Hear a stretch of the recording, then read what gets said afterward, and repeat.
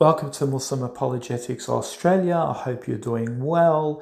Let's discuss the new laws that the State of Israel, the Zionist state, or should I call it the Epstein class state of Israel, that has introduced a law about introducing capital punishment, which is passed legislation and it's now law. So anyone who is convicted of an act of terror within 90 days will be executed, with some having some exceptions, maybe a longer period, depending on the situation.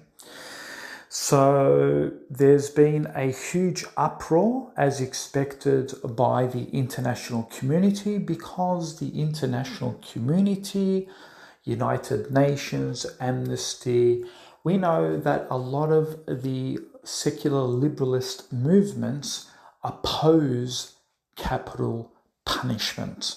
And so that's why there's an uproar. Now, some critics say, why is there an uproar? These are the pro-Zionists. You Palestinians, you Muslims, you also believe in capital punishment. Yeah, we do believe in capital punishment. America believes in capital punishment. They still have capital punishment in America, which was still in effect. Not every state has it, but they do have states that are still in favour and still carry out capital punishment. But what needs to be discussed here is the narrative. The narrative has always been that Israel is the only democracy, the only recognised democracy in the Middle East. The Zionist campaigners, people like Ben Shapiro, they always promote that they, the Palestinians, they Hezbollah, they the Iranians, they the enemies, the Yemenites, they are all against the state of Israel because Israel believes in Western democratic values. They believe in the values of the West about freedom and rights, right? And they're not barbaric, not like Saudi Arabia, not like Iran, not like Malaysia that still has capital punishment, right? They want to introduce the hanging. So they ridicule Iran, they ridicule Saudi Arabia, they ridicule Malaysia, countries like this for having the hanging, and yet they want to introduce that. They want to introduce hanging. So it pretty much backfires when they turn around and say they are the only democracy in the Middle East, and yet they want to follow the countries they accuse for being Stone Age, backwards mentality, savages, bloodthirsty monsters, and yet they are now doing. And it's so every accusation is now becoming a self-confession, right? So these same people who, it wasn't enough for them to murder innocent civilians in Gaza, bomb hospitals, bomb universities, bomb schools, target women and children, target civilian infrastructure, bury children under rubble. It wasn't enough, and now they want to take it a step further and now execute Palestinian prisoners who are a threat to the state of Israel and who commit acts of violence, acts of terrorism against the state of Israel. So what's crazy about all of this? It's not an electrocution like you have in America. They passed a law to make hanging the method of execution, right? And that's what makes it so undemocratic, apparently, right? Let's be consistent here. Now, that's one aspect. The second aspect is about the discriminatory laws behind it. Let's discuss. Because what we pointed out is, and this is what they're trying to deny, they're trying to deny the racism, how they have one certain law for one ethnic group and another rule for another ethnic group or a nationality. If you're a Palestinian or a Muslim, you're judged by these laws, but if you're not, then you're judged differently. So these laws clearly demonstrate that it's discriminatory. They only target Palestinian terrorists, or it could be Hezbollah terrorists, it could be Yemeni terrorists. And Philip replies back and he tries to contest this, and he says, it applies to any national terrorist committing a terrorist attack in Israel. So basically he's saying, no, this law isn't just for Palestinians or Hezbollah in Lebanon. No, this applies for all citizens of Israel. So anyone who commits an act of terror is bound by execution. However, this is not true. It may sound neutral on paper, any terrorist against the state or its citizens, but that's not how it operates in reality. When the law is built around protecting the state of Israel, it inherently targets those defined as threats to the state, which in practice overwhelmingly means Palestinians. And we can see that clearly in how it is applied. Violence by Palestinians is consistently classified as terrorism. Violence by Israeli settlers or extremists against Palestinians is almost never prosecuted under terrorism laws, but treated as ordinary criminal offences instead. So no, this isn't about equal application, it's about selective classification and enforcement.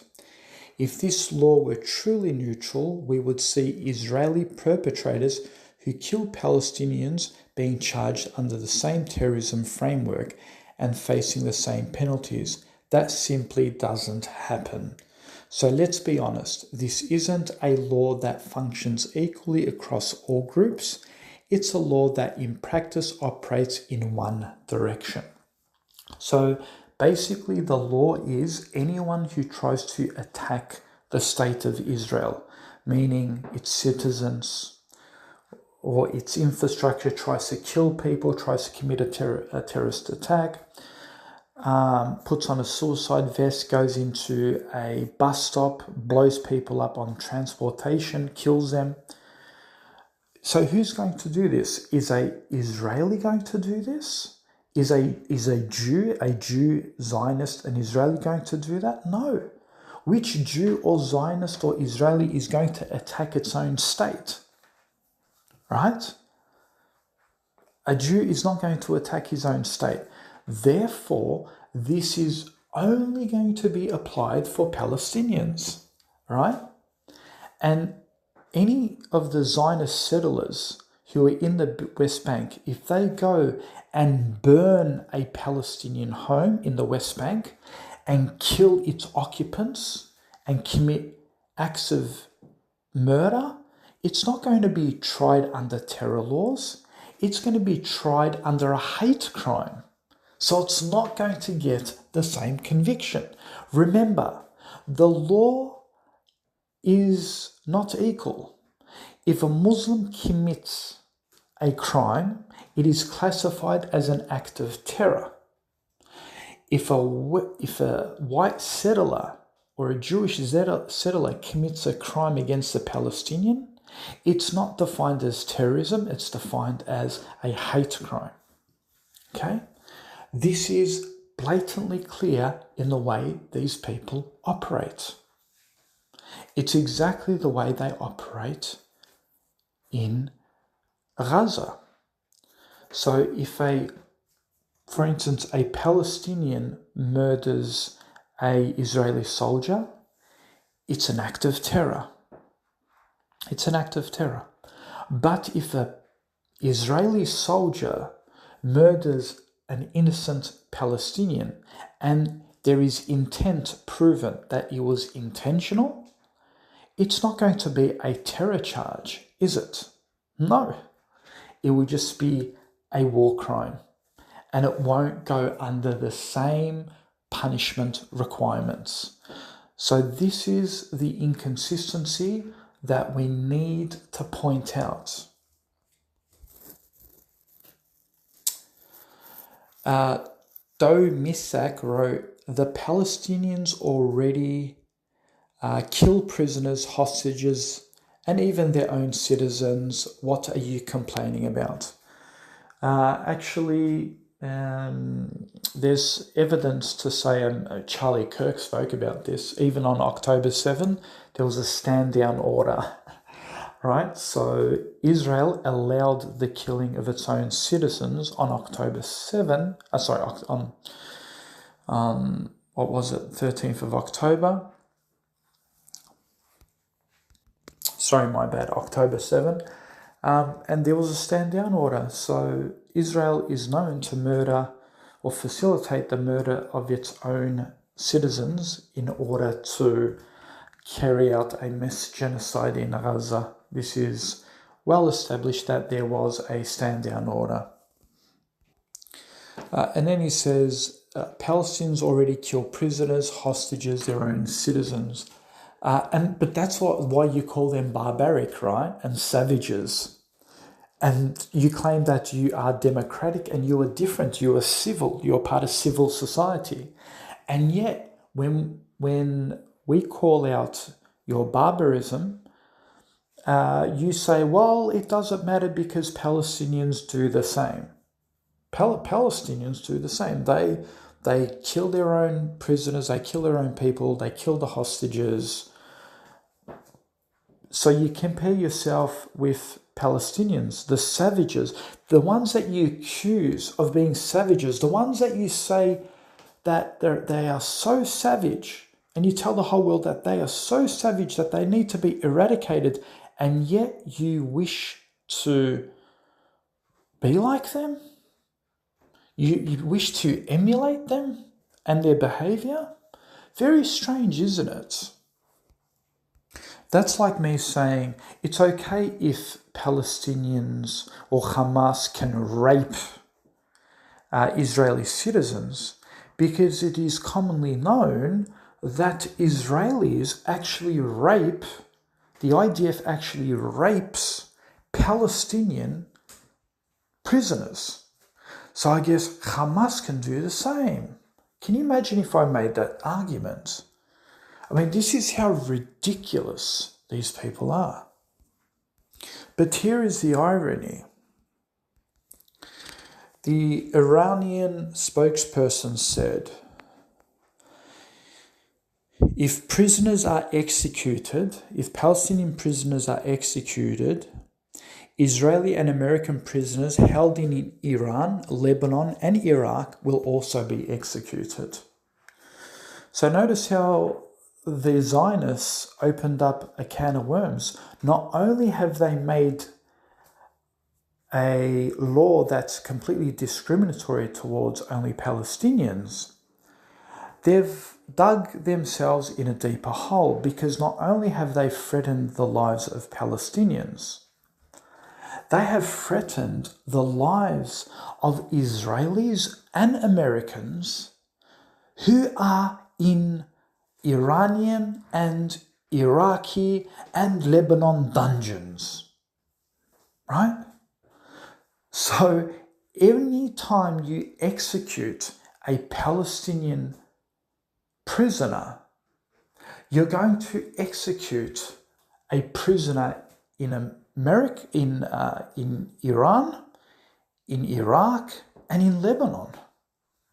So you've actually made it worse for yourself. I'm not saying it. That's what the Iranian officials are saying. So this is only going to be a dangerous escalation by passing such discriminatory laws. Now, I don't have a problem in executing terrorists, right? But allow the law to apply for all citizens.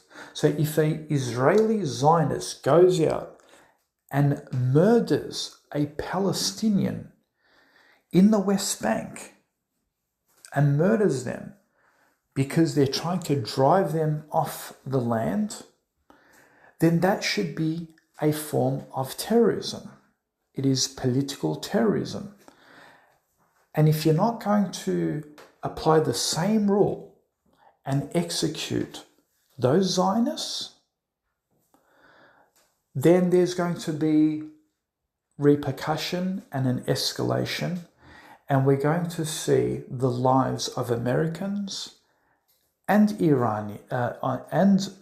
Jews and Zionists be threatened in all places, which is specifically in Iranian prisons, in Iraq, and in Lebanon. Okay? Because Hezbollah also has Jewish and American captives. So every time you have an unjust law and you execute on unjust basis, then you're going to get the same retaliation and escalation. Now, what is even more interesting is that the world, the United Nations, they understand how barbaric and how unjust these laws are, because it targets one group of people while exempts another, that they are now trying to force it to be challenged. So we'll see what the new developments happen. Hopefully it will be addressed, where we'll have some freedom against these unjust laws.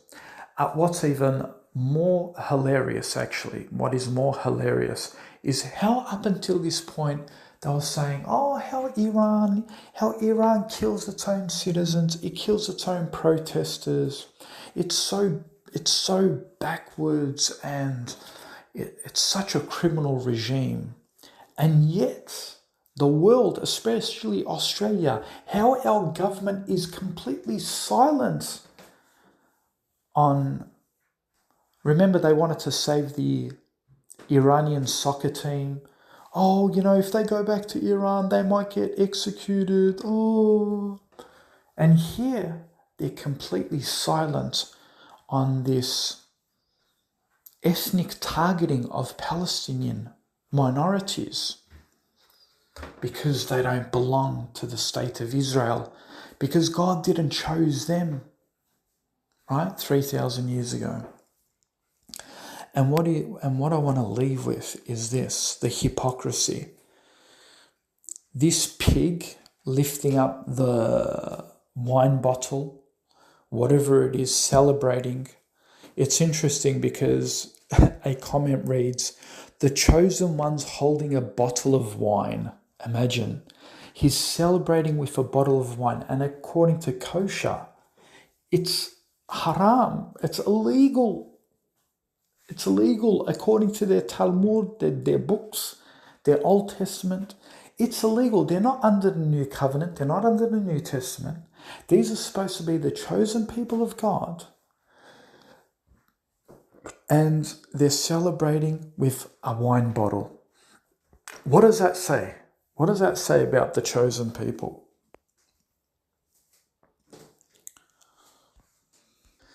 And Javed Hanifa says, will it be interesting if other countries do the same for Israeli prisoners? Exactly. So yeah, we're not against punishing terrorists. I mean, do we want ISIS terrorists punished? Yes. Do we want, if members of Hamas have committed an act of terrorism, do we want them punished? Yes. If they've committed an act of terror, yes.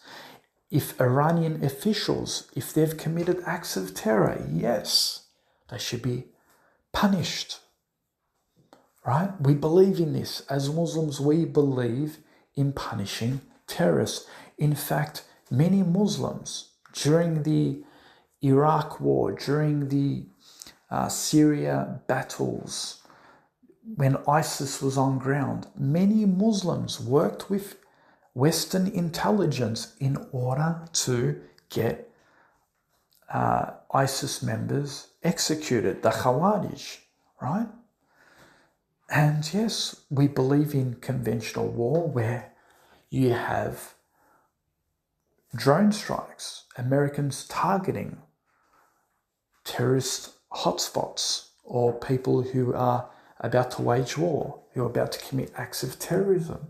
Yes, of course. So it's not something new. It's not like we're all coming out and saying, oh, we condemn killing terrorists. No, we don't. But it's how you actually apply the law. If you have one set of people and you apply the law for only one set of people, and then you don't apply it for your own. So just an example, in Rafah, there was an ambulance. Remember the ambulance incident where the Israeli IDF forces, they opened fire. They claimed they couldn't see the ambulance's sirens. It was an ambulance.